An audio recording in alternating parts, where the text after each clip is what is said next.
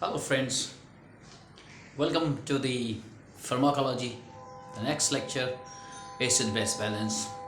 Acid base balance के अंदर बात करने से पहले वर्ड एसिड और बेस को बैलेंस के मैकेनिज्म को हम कहते हैं, ये which is again one of the short topic relating to the homeostasis of the body, यानी कि हमारे बॉडी का जो इंटरनल इन्वायरमेंट है वो स्टेबलाइज होना चाहिए और उसको स्टेबलाइज करने का जो मैकेनिज़्म उसको हम होम्योस्टेटस कहते हैं। तो यहाँ देखिएगा, तो होम्योस्टेटस बॉडी को नॉर्मल होम्योस्टेटस रखने के लिए एसिड और बेस का बैलेंस रहना ज़रूरी है। So before we go into the depth of this lecture, let's have a look on the definition of acid and base. What is acid and what is base? Basically acid is any type of chemical which donates or gives off hydrogen ions. कोई भी chemical जो dissolve होने के बाद hydrogen ions को liberate करे, right, तो उसको हम कहते हैं एसिड.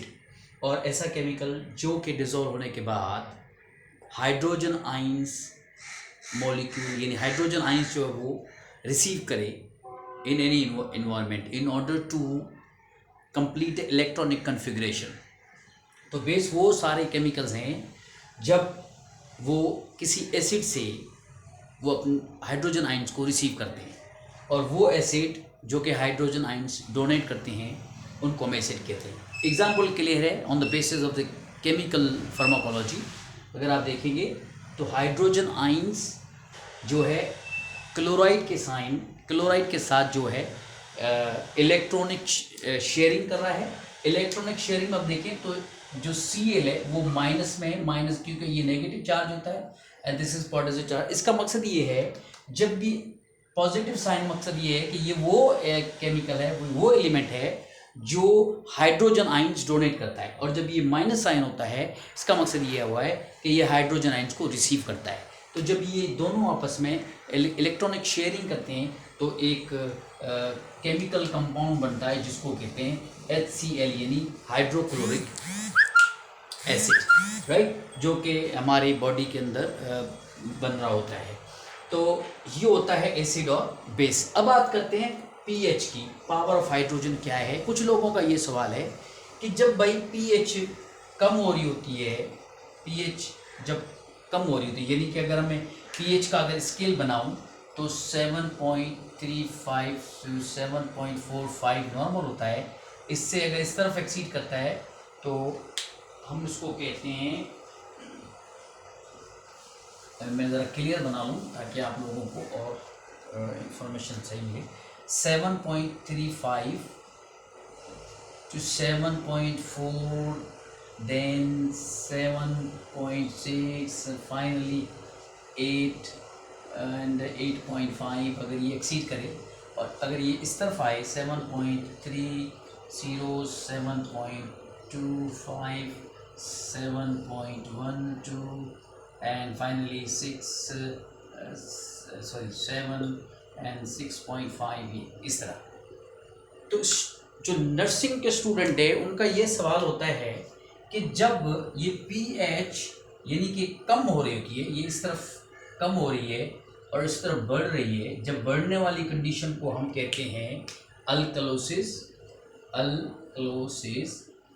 और जो इस तरफ हो रही है उसको हम कहते हैं एसिडोसिस. अब उनका सवाल ये है कि जब हाइड्रोजन आइंस बढ़े ब्लड के अंदर तो फिर पीएच को बढ़ना चाहिए. ऐसा नहीं होता, इसीलिए ही तो इसको पावर ऑफ हाइड्रोजन कहते हैं कि जब भी पीएच कम होगी तो आपकी बॉडी के अंदर हाइड्रोजन आइन जो है वो कम होना शुरू होंगे, बढ़ना शुरू होंगे. सॉरी, हाइड्रोजन आइंस क्या होंगे? इंक्रीज होंगे in relation to pH decline. जब आपकी पीएच कम हो रही होगी तो इसीलिए देखें, जब आप इसको मैथमेटिकली जब आप इसकी वो लिखते हैं डिटेल, तो आप लिखते हैं pH is equal to minus log hydrogen ion. Minus log का मकसद है कि जब भी ब्लड के अंदर हाइड्रोजन बढ़ेगा, आइंस बढ़ेंगे, तो इसकी जो न्यूमेरिकल वैल्यू वो माइनस में जाएगी.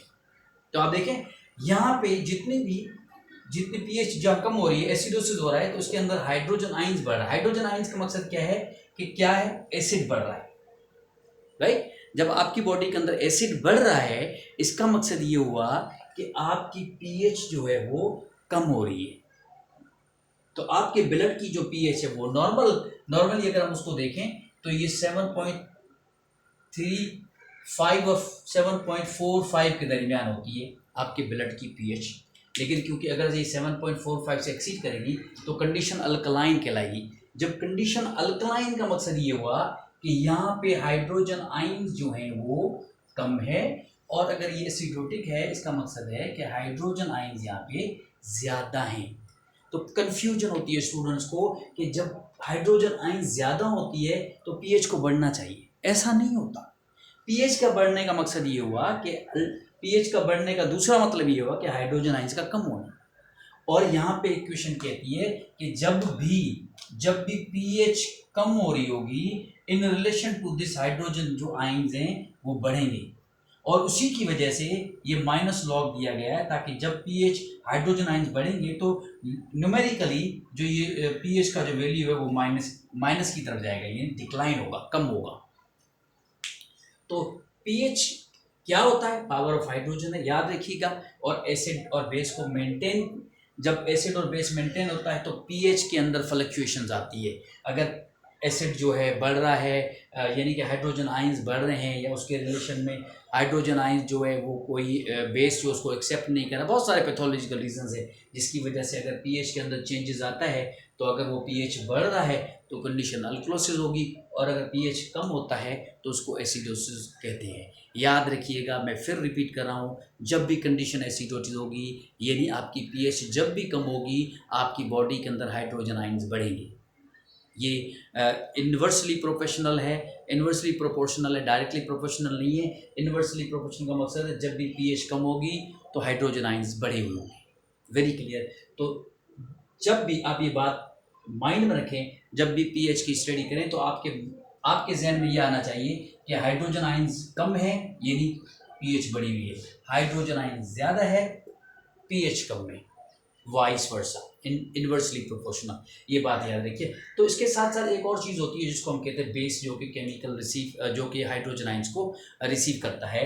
तो हम बॉडी के पीएच की बात करते हैं, अगर हम एसिड बेस बैलेंस की बात करते हैं तो एसिड बेस बैलेंस के अंदर ABGs जो होती है, आर्टेरियल ब्लड गैसेस, उसके अंदर एसिड बेस को बड़ी गहराई में स्टडी किया गया है। और उम्मीद है कि मैं इस लेक्चर को अच्छी तरह से आगे बढ़ाऊंगा। आगे ABGs की भी स्टडी करेंगे, और तमाम वो नर्सेज जो बेड साइड पे काम करते हैं या पोस्ट आरएन में स्टडी करते हैं या फिर वो जेनरिक के स्टूडेंट्स हैं, ये मेरे सीरीज़ ऑफ लेक्चर जो है एसिड बेस बैलेंस पे उनको बड़े पसंद आएंगे। और उम्मीद है कि ये उनके माइंड की हर वो चीज़ क्लियर करेगा जो उसके माइंड में आ रही होगी कि भाई पीएच जो है अगर बढ़ती है तो हाइड्रोजन आयंस बढ़ना चाहिए, या पीएच कम होती है तो हाइड्रोजन आयंस कम होना चाहिए। ये दोनों इन्वर्स चीज़ें हैं, तो प्लीज़ आप इसको समझ लें। सबसे पहले आज का लेक्चर मेरा सिर्फ पीएच के ऊपर है और एसिड बेस के ऊपर है।